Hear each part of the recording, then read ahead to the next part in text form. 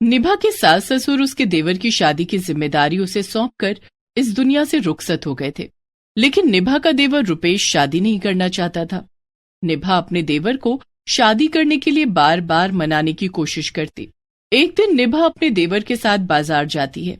रुपेश, वो देखो कितनी सुंदर लड़की है और संस्कारी भी, अपनी माँ को एक सामान भी नहीं उठाने दिया। अगर वो लड़की मेरी देवरानी बनकर हमारे घर आ जाए तो मेरी किस्मत खुल जाएगी। रुपेश उस लड़की की तरफ देखता भी नहीं है और निभा से कहता है, ओफो भाभी, मैंने आपको कितनी बार कहा है कि मुझे शादी नहीं करनी है। रुपेश, अब घर का काम मुझसे अकेले नहीं होता, मुझे भी तो कोई चाहिए जो घर के काम में मेरा हाथ बटाए। भाभी, घर का काम करने के लिए मैंने एक नौकरानी से बात कर ली है। वो कल सुबह से काम पर आएगी और घर का सारा काम करेगी। आपको अब काम करने की जरूरत नहीं है। लेकिन नौकरानी मुझसे गप्पे तो नहीं मारेगी ना? मैं सारा दिन घर में अकेली बोर हो जाती हूँ। तुम और तुम्हारे भैया ऑफिस चले जाते हो, उसके बाद मैं घर में अकेली रह जाती हूँ। भाभी, आप अपनी सहेलियों के साथ कहीं घुमाया करो ना। शादी से पहले कितनी सहेलियां थी आपकी, उनसे अब आप मिलती भी नहीं हो। उनसे मिला करो, उनके साथ फिल्में देखो, शॉपिंग करो, आपका मन लग जाएगा। रुपेश इस तरह से बोलकर निभा की सारी कोशिशें बेकार कर देता। निभा जब भी उसकी शादी की बात छेड़ती, वो निभा को इसी तरह से बोला करता, लेकिन रुपेश अपनी बात का पक्का था। दूसरे दिन घर का काम करने के लिए एक नौकरानी आ गई। अब निभा को घर का कोई काम नहीं करना पड़ता था, लेकिन निभा की टेंशन दूर नहीं हुई। आखिर उसके सास ससुर ने उसके देवर की शादी की जिम्मेदारी उसे सौंपी थी। एक दिन निभा ने अपने पति से कहा, सुनिए जी, रुपेश की शादी के बारे में आप उससे बात क्यों नहीं करते? मैं तो जब भी शादी की बात छेड़ती हूँ वो बात ही नहीं करता। निभा, दरअसल रुपेश एक लड़की से बहुत प्यार करता था। नैना नाम था उसका। वो दोनों कॉलेज में एक साथ पढ़ते थे और शादी करना चाहते थे। फिर दोनों की शादी क्यों नहीं हुई? क्योंकि उस समय हमारी शादी नहीं हुई थी। माँ पिताजी ने कहा कि जब तक बड़े भाई की शादी नहीं हो जाती, छोटे भाई की शादी नहीं हो सकती। और इसी बीच न जाने क्यों नैना के घर वाले ये शहर छोड़कर न जाने कहां चले गए। नैना ने अपना फोन नंबर भी बदल लिया। तब से रुपेश शादी नहीं करना चाहता। ओह, तो ये बात है। नैना को तो मैं ढूंढ निकालूंगी, लेकिन अपने देवर की शादी करवा के रहूंगी। क्या आपके पास नैना की कोई तस्वीर है? नहीं, लेकिन शायद रुपेश के मोबाइल फोन में उसकी तस्वीर जरूर होगी।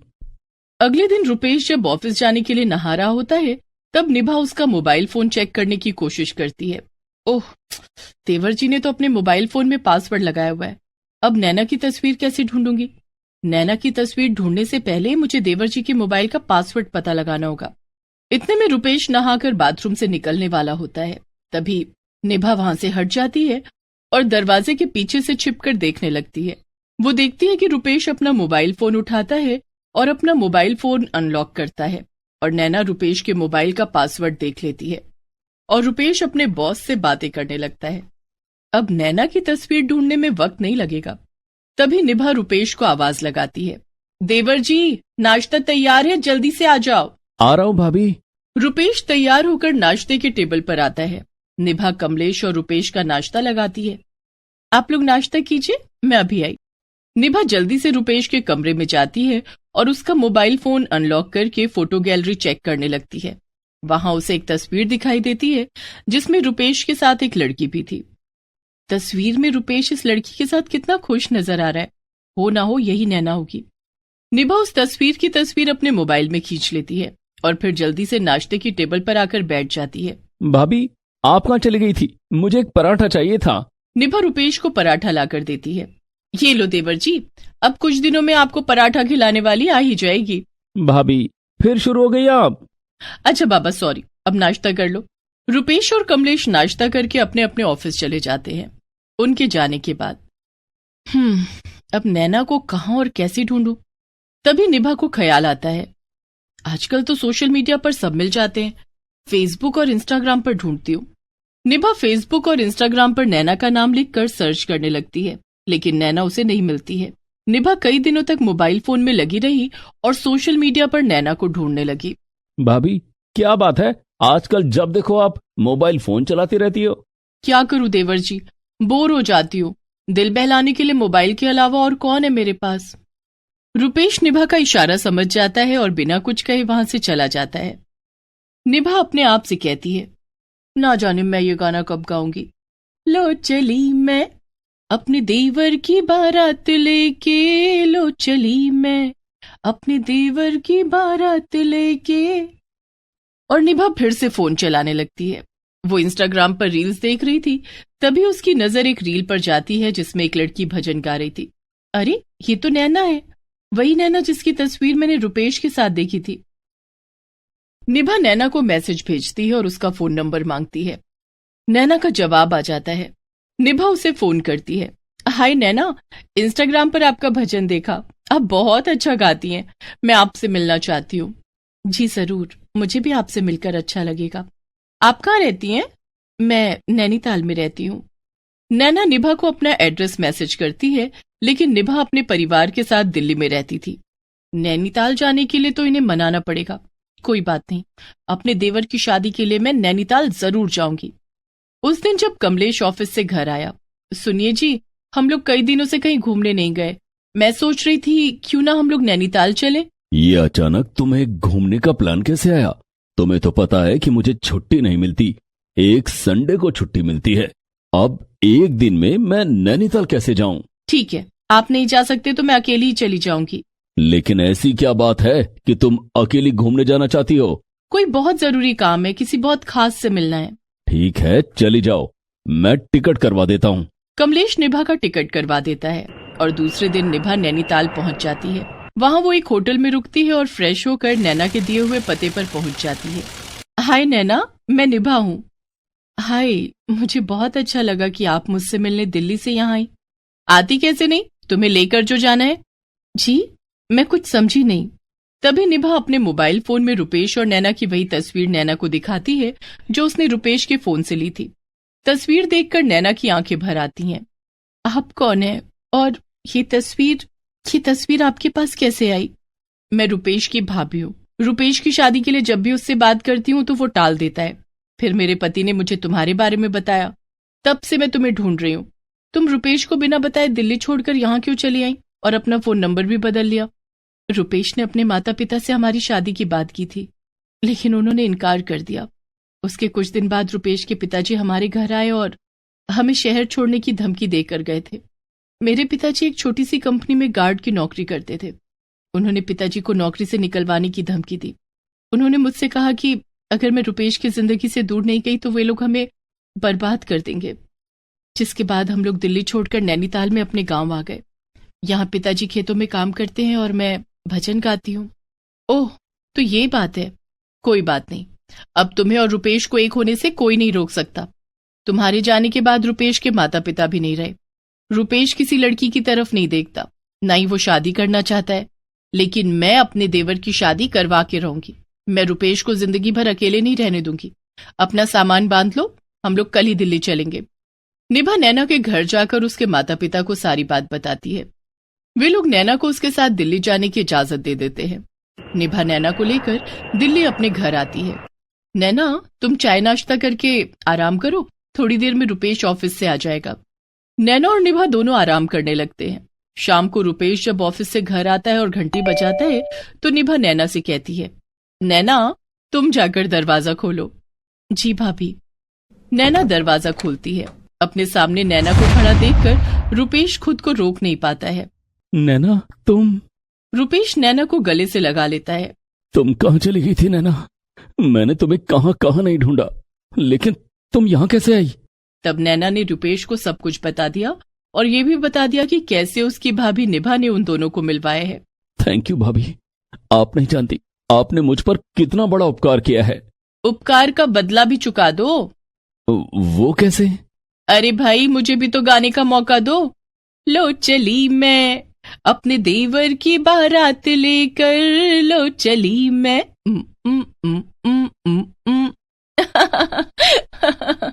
निभा के गाने पर सब हंसने लगते हैं। उसी समय कमलेश भी आ जाता है। निभा उसे सारी बात बता देती है और कुछ ही दिनों में निभा अपने देवर रुपेश की शादी नैना से करा देती है।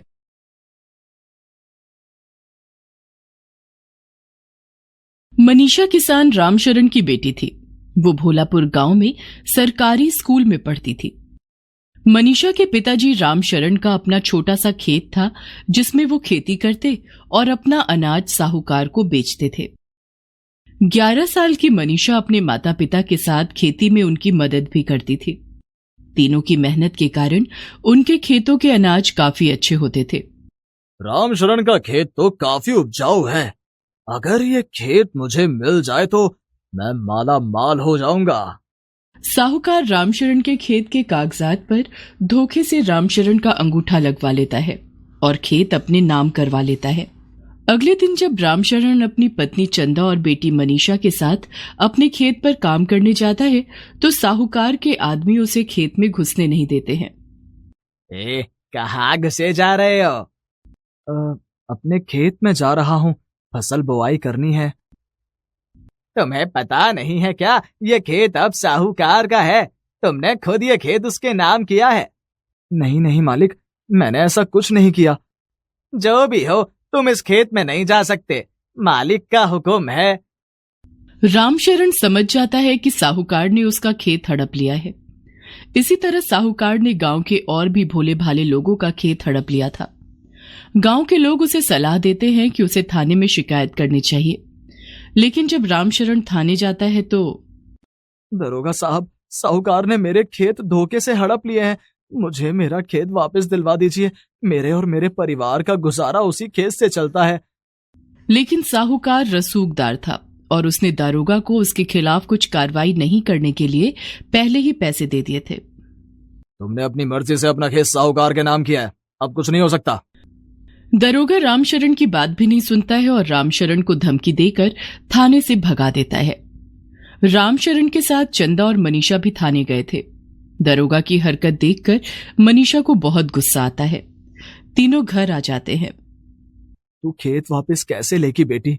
साहूकार बहुत रसूखदार है, हमारा उससे कोई मुकाबला नहीं है।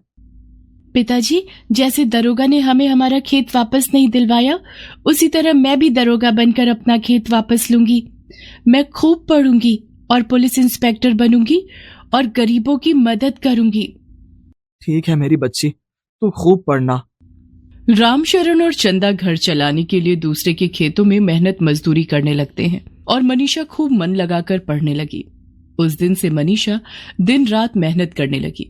उसकी मेहनत और लगन देखकर रामशरण और चंदा बहुत खुश हो जाते हैं और उसे पढ़ाई के अलावा कभी कोई दूसरा काम करने के लिए नहीं कहते थे। फिर भी स्कूल से आने के बाद मनीषा अपने माता पिता की मदद करने खेतों में जाया करती थी। बेटी, तू घर जाकर पढ़ाई कर, तुझे खेतों में काम करने की जरूरत नहीं है। माँ, मैं काम में आपका और पिताजी का हाथ बटाऊंगी तो हमें ज्यादा पैसे मिलेंगे। वो पैसे मेरी पढ़ाई में काम आएंगे। चंदा, हमारी बेटी बहुत समझदार हो गई है। जो वो करना चाहती है उसे करने दो। चंदा अपने दोनों हाथों से मनीषा की बलाएं लेती है। मेरी बेटी को किसी की नजर ना लगे। खेत में माता पिता का हाथ बटाने के बाद मनीषा घर जाकर पढ़ाई करने लग जाती है। मनीषा पढ़ाई में इतना डूब जाती कि उसे खाने पीने की भी सुध नहीं रहती। मनीषा बेटी, खाना खा ले, सिर्फ पढ़ाई ही करती रहेगी क्या? खाना खाना बहुत जरूरी है। एक बार गांव में सूखा पड़ गया। सूखा पड़ने के कारण खेतों में सिंचाई और बुआई का काम नहीं हो पा रहा था। चंदा, इस साल तो लगता है खेत सूखे ही पड़े रहेंगे। गांव में भयंकर सूखा पड़ गया है। हमारा गुजारा कैसे चलेगा जी? हमारी तो रोजी रोटी ही खेतों में काम करने से मिलती है। फिर मनीषा की पढ़ाई कैसे होगी? माँ, पिताजी, क्यों ना हम शहर चले? वहां हमें कोई ना कोई काम जरूर मिल जाएगा। लेकिन बेटी, बुरे समय में गांव को छोड़कर जाना भी ठीक नहीं है। लेकिन मुखिया जी भी हमारी मदद नहीं कर पा रहे हैं। हम कर्ज में डूब जाएंगे। मनीषा ठीक कह रही है, हमें शहर जाकर काम ढूंढना चाहिए। लेकिन हम शहर में कहाँ रहेंगे? हमारे पास वहां रहने के लिए कोई ठिकाना नहीं है। मेरा चचेरा भाई लक्ष्मण वहां रहता है। हम पहले उसके घर चलेंगे, फिर कोई और ठिकाना और काम ढूंढ लेंगे। रामशरण, चंदा और मनीषा अपना सामान लेकर शहर आ जाते हैं। शहर में वे लोग चंदा के चचेरे भाई लक्ष्मण के घर जाते हैं।